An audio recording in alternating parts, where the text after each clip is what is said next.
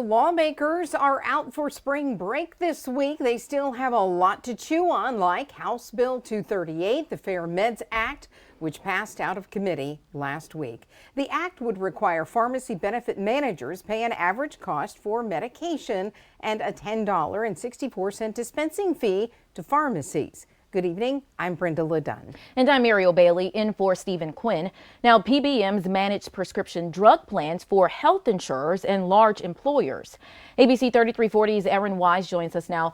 And Aaron, lawmakers are having to weigh the continuation of community pharmacies while considering the potential monetary implications to Alabamians. Muriel, some pharmacies are paying more for hundreds of prescriptions a month than what they get reimbursed for from prescription benefit managers. But if costs rise for pharmacy benefit managers, they will likely rise for consumers as well. Many times I do. I send people, great customers of mine, out the door with taking a loss on a prescription. Pharmacist Doug Snyder believes the Fair Meds Act provides transparency. Pharmacy benefit managers would have to pay pharmacies the actual acquisition cost of medication determined by Alabama Medicaid. It shouldn't be that there's some fictional formula that a PBM is using and come back and they take a part out of your payment. Mills Pharmacy owner Josh Harden says they've taken a loss on 38% of the brand-named medications they've dispensed this year. Also a part of the bill, a $10.64 dispensing fee.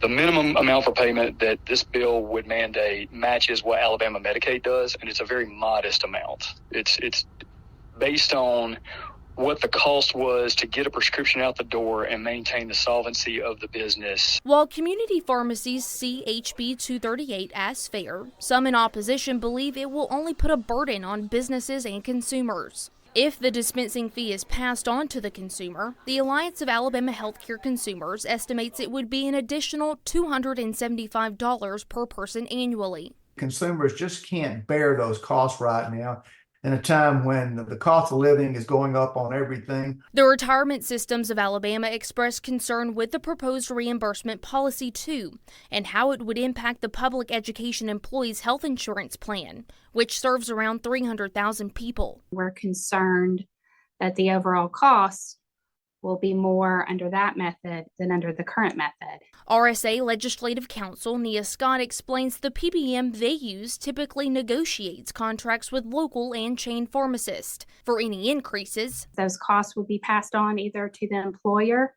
which is all the public education employers, or the members. Pharmacist Josh Harden contends PBMs already have the money to pay for the full cost of the prescriptions. Bill sponsor Representative Philip Rigsby of Huntsville explained during the committee hearing last week it would be a PBM's choice to increase cost for clients.